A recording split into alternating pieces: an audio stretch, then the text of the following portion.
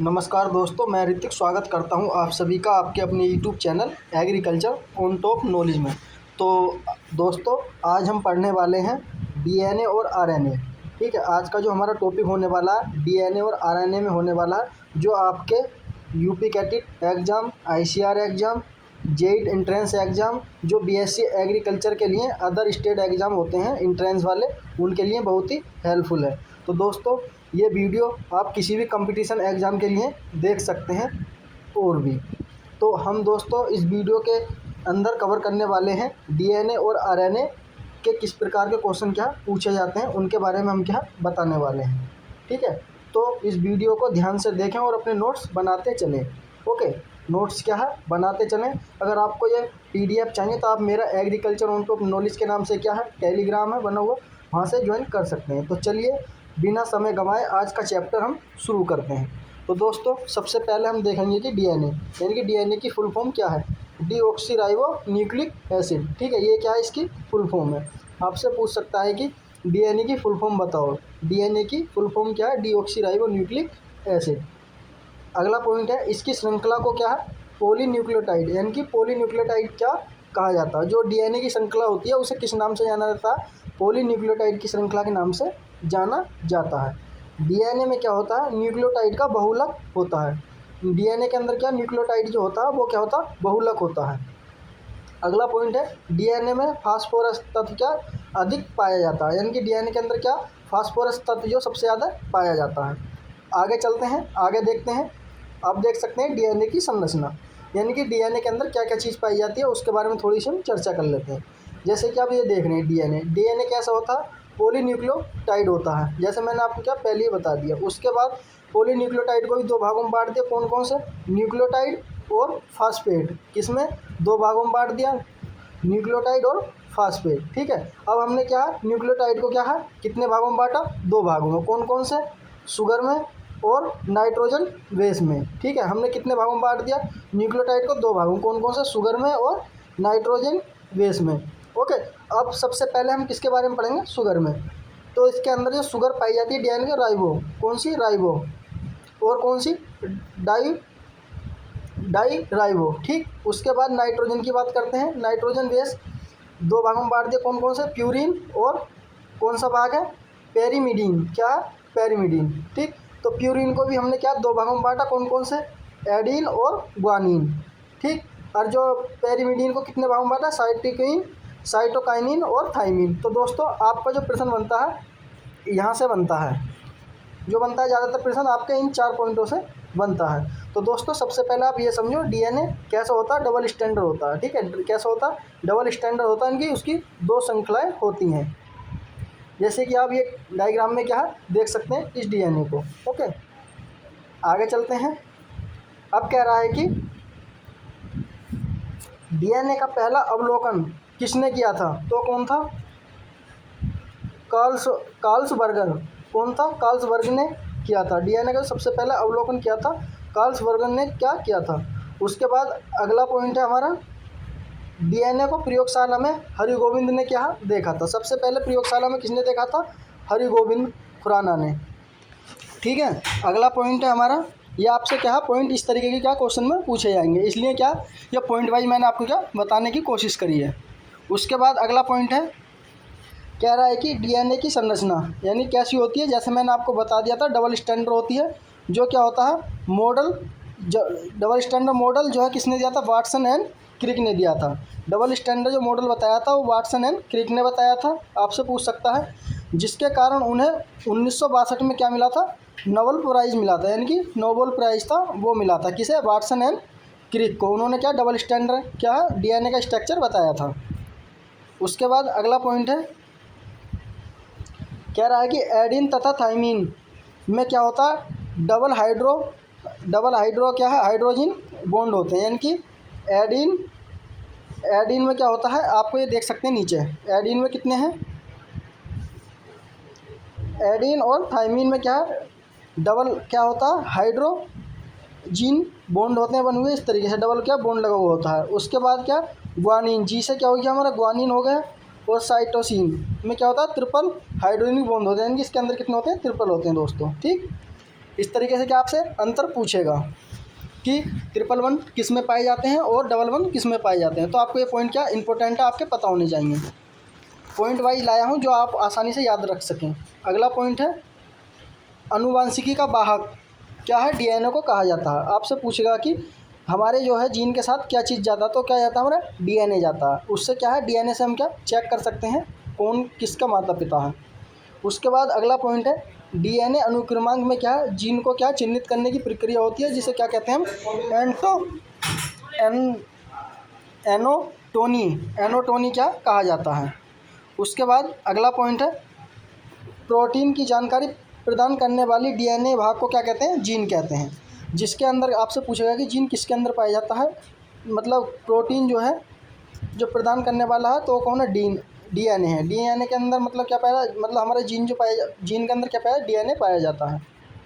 उसके बाद अगला पॉइंट है डीएनए में नाइट्रोजन बेस क्या होता है, थाइमीन होती है। ठीक है, कैसी होती है, थाइमीन होती है। ठीक, उसके बाद अगला पॉइंट है भारत में डीएनए किस फिंगर प्रिंटिंग प्रयोग में क्या किया जाता है। जो हमारे भारत के अंदर कौन सी टेस्टिंग यूज़ की जाती है आपको पता होना चाहिए। फिंगर प्रिंटिंग प्रयोग क्या ज़्यादातर यूज़ किया था। इसका उपयोग अपराधियों को पकड़ने, मुख्य आरोप की हत्यारी मतलब जो भी हत्या वगैरह होती हैं उन्हें क्या पकड़ने में ज़्यादातर हम क्या फिंगर प्रिंटिंग का यूज करते हैं, जिससे क्या अपराधी पकड़े जाते हैं। उनका कोई भी नखून सैंपल ले लेते हैं, जैसे कि बाल है या नखून है, इस तरीके से आप क्या थोड़ी मूवियों में भी आपने क्या देखा होगा। अगला प्रश्न है, अगला पॉइंट देखते हैं। ये अब आप डीएनए का कुछ स्ट्रक्चर देख सकते हैं, किस तरीके का स्ट्रक्चर है डीएनए का, डीऑक्सीराइबो न्यूक्लिक एसिड का। ठीक है, शुगर फास्फेट जो है इस तरीके की पाई जाती है यहाँ पर। ठीक है, इनकी बैकबोन के अंदर। उसके बाद क्या है, इसके अंदर दो क्या बेसिक पेयर बने हुए होते हैं। ठीक, ये क्या डबल स्टैंडर्ड है, इस तरीके से बना हुआ, ये आप क्या देख सकते हैं डबल स्टैंडर्ड। ठीक है, ये कैसा है, डबल स्टैंडर्ड क्या हमारा डीएनए बना हुआ। इसके अंदर क्या क्या पाया जा रहा है, ग्वानिन, साइटोनिन, थाइमीन और एडीन। ठीक, ये कैसी होती हैं, सब नाइट्रोजेनिस बेस होती हैं। ठीक, उसके बाद है अगला पॉइंट है हमारा आरएनए। क्या है, आरएनए यानी कि राइबो न्यूक्लिक एसिड। इसकी संरचना सिंगल स्टैंडर्ड होती है। ये कैसा होता है, खाली सिंगल होता है इस तरीके का। ठीक है, सिंगल स्टैंडर्ड संरचना होती है। इसमें क्या राइबो शुगर पाई जाती है। कौन सी, राइबो शुगर पाया जाता है। इसके बाद अगला पॉइंट है, इसे क्या है नाइट्रोजेनिस बेस यानी कि एडेनिन, ग्वानिन, साइटोसिन होता है, किंतु थाइमीन की जगह इसमें यूरेसिल पाया जाता है। इसमें आपको जो पॉइंट बनेगा यहाँ से बनेगा। एग्जाम में पूछेगा कि डीएनए में निम्नलिखित में से कौन सा तत्व पाया जाता है, तो उसमें क्या ये 2-3 पॉइंट दे देगा। और उसमें क्या एक थाइमीन या यूरेसिल आपको पता होना चाहिए। थाइमीन की जगह इसमें आरएनए में यूरेसिल पाया जाता है। ये बहुत ही इंपॉर्टेंट पॉइंट है ये वाला। ठीक है, ये जो पॉइंट है बहुत ही इंपॉर्टेंट है। अगला पॉइंट है कह रहा है कि प्रोटीन संश्लेषण निर्माण में क्या, यह प्रोटीन संश्लेषण में क्या भाग लेता है, इनकी सहायता करता बनाने में। अगला पॉइंट है, अब देखते हैं इसके टाइप। आरएनए को 3 प्रकार में क्या बांटा गया है, कौन कौन से, एमआरएनए, टीआरएनए और आरएनए। यानी कि आप स्मॉल कर लेना। ठीक है, स्मॉल क्या आप कर सकते हैं। उसके बाद अगला पॉइंट है आरएनए के प्रकार एवं कार्य, यानी कि उसके प्रकार जो उनके क्या क्या कार्य हैं उनके बारे में जानते हैं।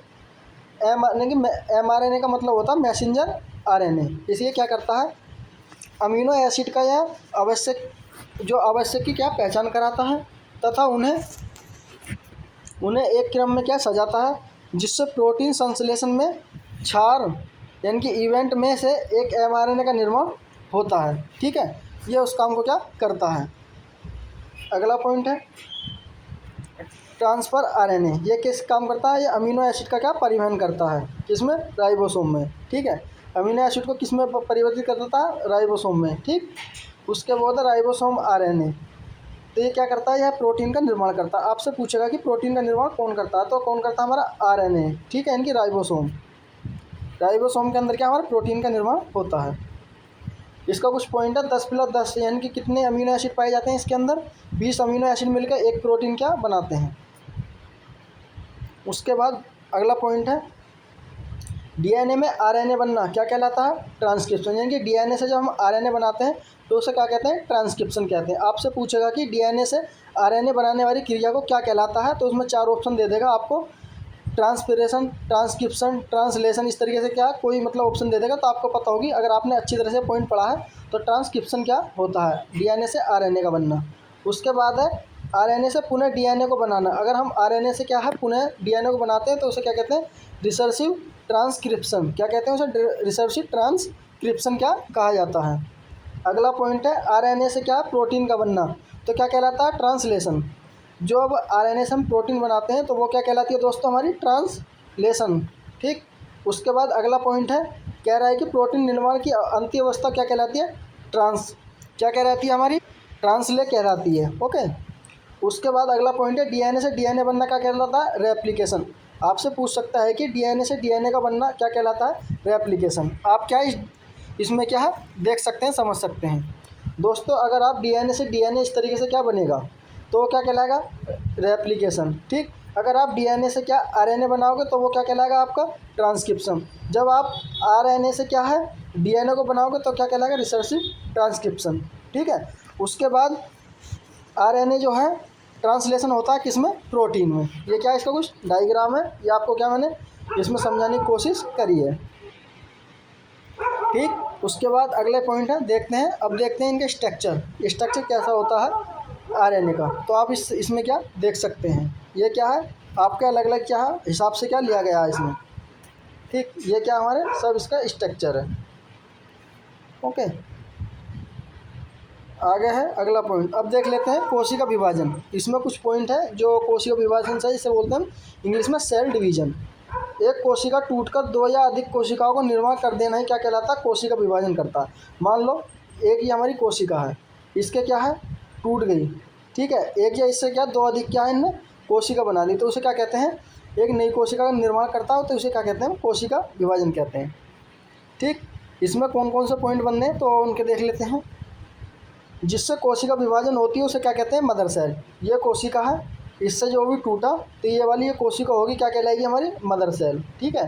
क्या कहलाएगी, मदर सेल। उसे क्या कहते हैं, मदर सेल कहते हैं। तथा जो कोशिका बनती है, जो हमारी ये वाली कोशिका बनी हुई है इससे टूटने के बाद, तो क्या कहलाती है, डॉटर सेल। कौन सी, डॉटर सेल कहलाती हैं। ठीक है। ये आपको क्या पता होना चाहिए। अगला है पॉइंट, जंतु कोशिका का जो विभाजन में है वो किस में, सेंट्रोसोम में कार्य करती हैं। ठीक। पादप कोशिका का विभाजन में कौन है, सेल प्लांट क्या कार्य करती हैं। ये आपको क्या पॉइंट पता होने चाहिए, वेरी इंपॉर्टेंट क्लास थी दोस्तों। तो दोस्तों आज हमने क्या है डीएनए और आरएनए को क्या है अच्छी तरह से कवर कर लिया है, अच्छी तरह से क्या है कवर कर लिया है। आई होप, मुझे उम्मीद है कि आपको क्या है अच्छी तरह से समझ में भी आया होगा, आपको अच्छी तरह से क्या है समझ में आया होगा। अगर आपको ये वीडियो पसंद आई हो तो एक प्यारा सा लाइक करें और वीडियो को शेयर करें, चैनल को सब्सक्राइब करना ना भूलें, ताकि आपको आगे के जो भी सभी चैप्टर हैं उनसे मिलने वाली आगे की जो भी वीडियो की अपडेट होगी वो आप तक क्या पहुंच जाए। तो दोस्तों चैनल को सब्सक्राइब करके ज़रूर जाएं, बेल आइकन दबा दें। ओके। क्योंकि इसी प्रकार आपको क्या कंटिन्यू क्या क्लासें मिलती रहेंगी हमारे चैनल पर। अगर आपको ये PDF चाहिए तो इस नंबर पर ये क्या कॉल कर सकते हैं। ठीक है। 95 28 63 90 99। ठीक। इस नंबर पर आप क्या हमें मैसेज कर सकते हैं, बिल्कुल फ्री ऑफ कॉस्ट क्या है ये PDF आपको मिल जाएगी। अपनी तैयारी इसी प्रकार करते रहिए। ठीक है। और अपनी लगन से लगे रहिए, बस आपका एग्ज़ाम क्या आने वाली है डेट। और बाकी मैंने क्या आपके लिए टेस्ट सीरीज भी चला रखी है तो आप उसे क्या देख सकते हैं। तो थैंक यू दोस्तों, मिलते हैं इसी प्रकार की अगली वीडियो में। तब तक के लिए हमें इजाज़त दें। मस्त रहें, स्वस्थ रहें, तैयारी करते रहें। धन्यवाद।